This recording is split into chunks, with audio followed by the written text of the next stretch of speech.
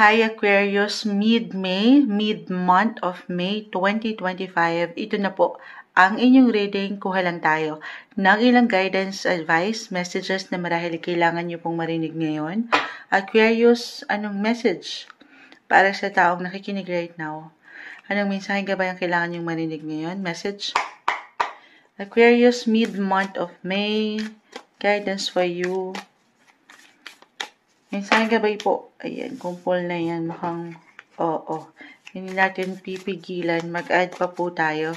Para sa taong nakikinig ngayon, Aquarius, guidance para sa iyo. Okay, ang dami nito. Kukunin lang natin itong pinaka sa unahan, and then kukunin natin yung pwede pang maaring bumagsak. Aquarius, right now, okay. Sige, although marami din natin pipigilan. The 4 of Wands. This one is in reverse. 7 of Swords. Ace of Pentacles, reverse. The Tower. Expect the unexpected, mid-May. Knight of Swords, Knight of Wands. Okay, kahit pa merong ilang pwedeng hindi inaasahan or naasahan na ganap, andito naman mapangahawakan nyo to. Yes, the Tower could be positive or negative, guys. Pero as long as nandito yung kakayanan nyo, na ano man yan, mapapaangat ang inyong kakayanan, yung power, yung strength, yung ability, yung diskarte, andito na yun lahat. Okay, the Empress card, reverse, the 10 of Wands, and the Strength card. Okay, so ayun, parang binawian tayo doon ng mensahe. But anyway, tayo po ay general reading.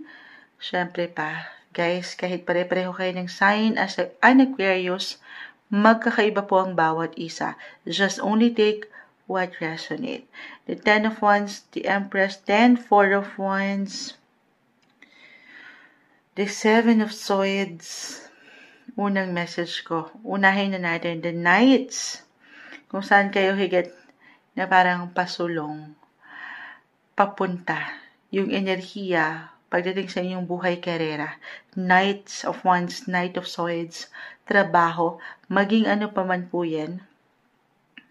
Maring ayan, merong ilang unexpected situation po, ganap, na maring sa una ay, syempre lalo pa kung ginugulat, or gugulatan kayo ng ilang situation.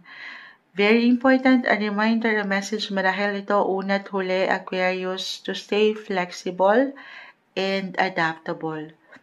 So, kung ano mang pwedeng ihain sa inyo ng universe this time. So, dalawa yung nag-highlight dito, guys.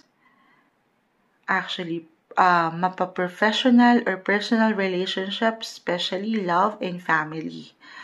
So, between work and family, I see tension. May ilang bigat po.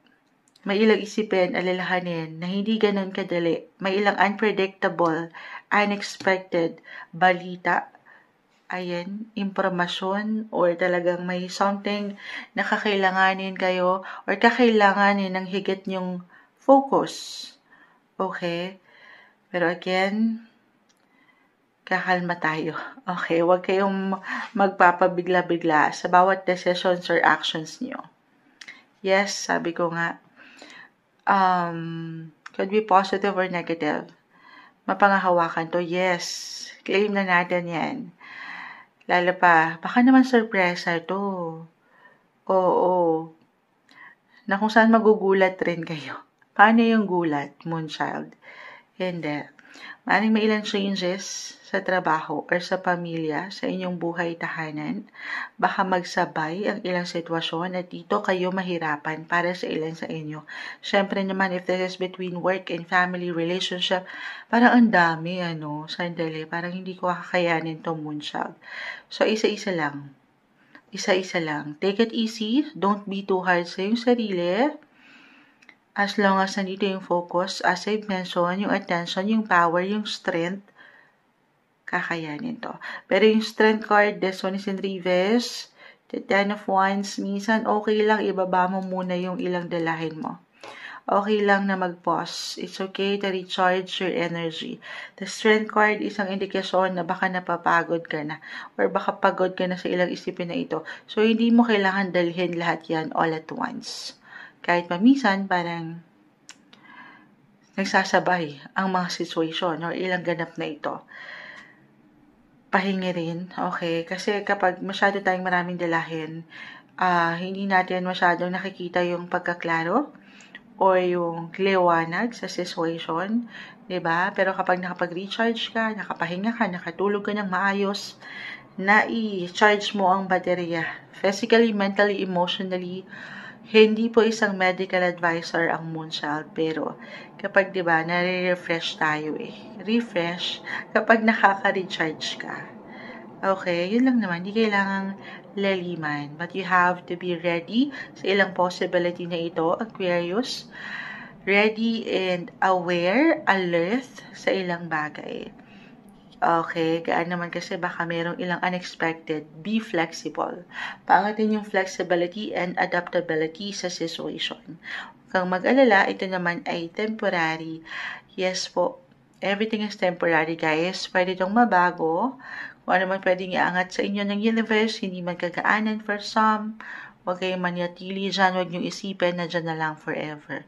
Malalagpasan. Tuloy ka lang. Nights. Ito yung, kumbaga, itataktak mo or marahil paangatin mo sa iyong isipan at puso, sino bang dahilan mo?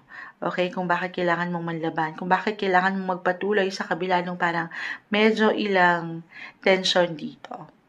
Okay, so, when it comes to love, kung ito yun, pahinga lang din, maaring low-key lang, private ang relationship, or secret, meron bang secret? Merong ilang situation dito. Kung meron man kayong tension at dyan mag-apply yun, yung ilang aking unexpected ganap na nakikita dito, connect, communicate with your partner, meron itong solusyon. Everything is temporary, walang forever. Hindi. Kung meron man, malalagpasan, makakayanan. Okay? Sabi nga nila, ang mga sitwasyon naman ay maidadaan or naidadaan sa mabuting usapan. Maaring tinitest or ititest ngayong mid-May ang inyong mga PC or kung paano i-handle ang ilang situation. Yes, may ilang challenges, but lagi yung tatandaan na walang ihahain sa inyo ang universe na hindi nyo mapangahawakan, na hindi nyo kakayanin. Gamitin lang din marahil a message nun yung inyong mga boses. Paangatin yung opportunity na mapaangat ang inyong nararamdaman. Lalo kung hindi nagiging okay. At huwag kayong syempre nasa balance nang walang pagkasobra or pagkakulang. Lalo kung nahihirapan kayo, gamitin nyo yung boses. I-recognize nyo rin yung inyong mga sarili. Minsan din nyo na yun napupuna Dahil parang nakikiramdam din kayo kung ano yung pwedeng sabihin ng iba. Okay, mas nauuna yon kaysa sa inyong sarili. So, very important this time na ikaw naman din. Pakiramdaman mo kung ano yung sinasabi ng puso mo. Okay? Ayun, may ilang challenge, yes. Pero again, this is something na maaaring tinetest ang inyong mga faith. Sa proseso, faith sa inyong sarili, at faith na meron kayo sa Kanya, sa ating nag-iisang Lord, Creator, maging ano pa man po ang inyong faith, samahan ng patuloy na dasal itong ilang dalahin nyo. Okay? At magpahinga, guys. May pagkapagod ako nakikita. More on self-care and self-love. Magpaganda, magpaspa, deserve nyo yan ngayon. Ito yung umaangat na messages, guidance po for mid-month, mid-May 2025, Aquarius.